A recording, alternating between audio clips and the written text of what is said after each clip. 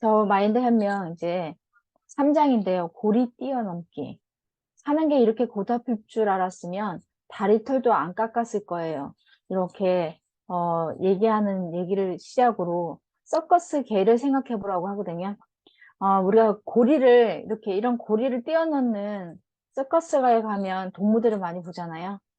보통 사람들은 자기 내면을 들여다보는 대신에 남들의 얼굴에서 자신의 성공을 이겨내려 애쓴다고 하거든요. 이 고리 뛰어넘기는 나의 가치가 남의 눈을 통해서만 결정될 수 있다라고 생각하는 비생산적이고 대비적인 마인드의 결과다. 이렇게 읽어보면 굉장히 비합리적이고, 나 그렇지 않을 것 같은데, 사실 우리는 남의 이목, 남의 그런 시선에 굉장히 두려워하고, 그거에 굉장히 반응하는 민족 중에 한 민족인 것 같아요. 고리 뛰어넘기 성향을 보인 사람들은 파블로의 조건반사처럼 이런 반응을 연습해 왔다고 하거든요. 사실 우리는 어릴 때부터 부모님이나 선생님, 선배나 주변 친척들한테 뭔가 잘하면 칭찬받고, 그래서 그 행동을 강화하고, 그래서 우리는 일상적으로 그렇게 사회화된 행동들을 하면서 우리는 그렇게 살아왔던 것 같아요.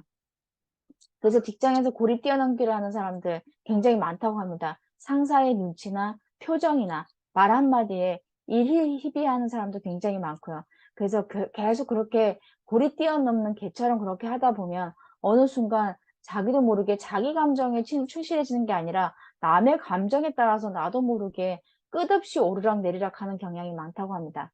여기서 테이크 오버, TO 규칙, 내 주도권을 잡기 위해서는 세상 모든 사람들을 만족시킬 수 없다. 항상 당신을 비판하는 사람들이 있기 마련이니까 그 사실을 인정하고 자신에게 맞는 행동을 하라고 하면서 다음과 같은 질문을 던집니다. 자신이 어디에 고리 뛰어넘기를 하고 있는지. 첫 번째, 남이 나를 어떻게 생각하는지에 따라 나의 성공을 판단하고 있는지. 두 번째, 칭찬하는 말이나 비난하는 말을 듣고 나면 한참 동안 그때 기분이 남아있는지. 다른 사람의 말에 따라 기분 변화가 심한 건지, 세 번째, 남이 나를 좋아하는지, 싫어하는지에 신경을 곤두세우고 있는지, 이렇게 해서 8가지를 얘기하고 있거든요. 여기에 체크가 많이 돼 있다 그러면, 나는 남의 반응이나 남의 기분에 따라서 내가 좌우되는 사람이구나, 라고를 인식하라고 합니다. 남의 말과 행동을 해석하려고 애쓰기보다는, 그래서 시간 낭비를 하기보다는, 나 자신이 될 수 있어야 옳은 행동을 할 수 있다고 스스로 인정하는 마음이 중요하다고 합니다. 그러면서 우리는 조건에 맞는 행복에 주의하라고 합니다. 조건에 맞춘 행복이란 뭐냐? 남이 부러워하는, 남이 설정해 놓은 그 조건에 도달해야지만 우리는 성공했다라고 생각하고 그래야 행복하다고 생각하는 경향이 많다고 합니다. 보통 성공을 부른다면 성공을 3가지 범주로 나눌 수 있는데 물질, 아니면 명예, 아니면 관계 속에서 오는 인정.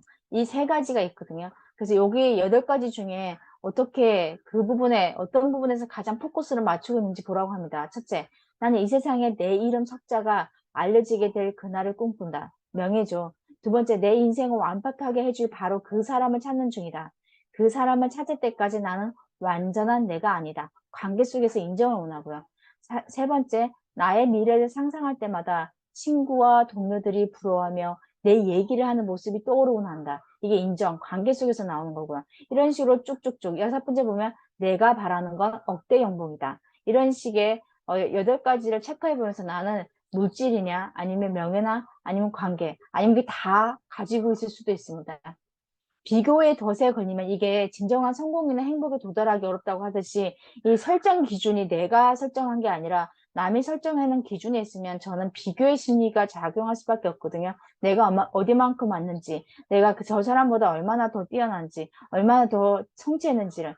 그러면 매사에 너무 민감해지고 특정 조건에 맞춰서 생각하다 보니 그 조건에 성취할 때까지 굉장히 달려가야 되는 거. 그래서 자기 인생을 컨트롤하는 힘을 갖고 있는 게 아니라 남한테 인정을 받거나 사랑을 받게 되는 갈구하는 심정, 거지의 심정이 된다고 합니다. 여기에 제가 마인드와 관련된 중요한 실험을 해서 갖고 왔는데요. 벼룩은 보통 자신의 몸보다 30배 내지 40배 이상을 뛰어오른다고 하거든요.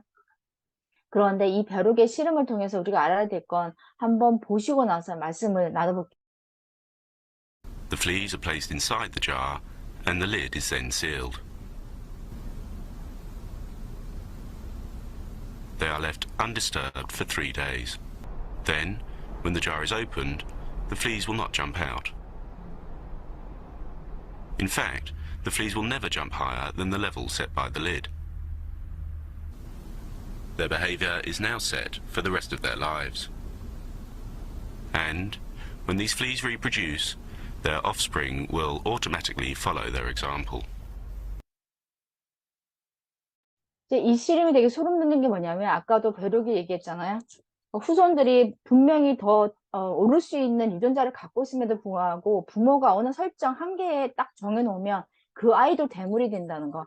따라서 내 대에서 내가 그 한계 설정을 해소시키고 뛰어넘는다면 그 아이들도 똑같이 재현되는 삶을 살지 않게 된다는 거. 그래서 우리가 부모가 깨어나고 배우고 성장하는 마인드를 가질 필요가 있다라는 거. 그래서 이 벼룩 씨름을 갖고 있는 걸 한 번쯤은 생각해 보시면서 오늘을 좀 살아갔으면 좋겠고요. 내일은 4장 피해자 마인드, 테이크 오브 마인드와 반대로 이 피해자 마인드가 얼마나 많이 상존되어 있는지, 나는 어떤 마인드를 갖고 있는지, 그게 내 성공을 어떻게 제한하는지, 그거에 대해서 내일 토파보도록 하겠습니다. 감사합니다.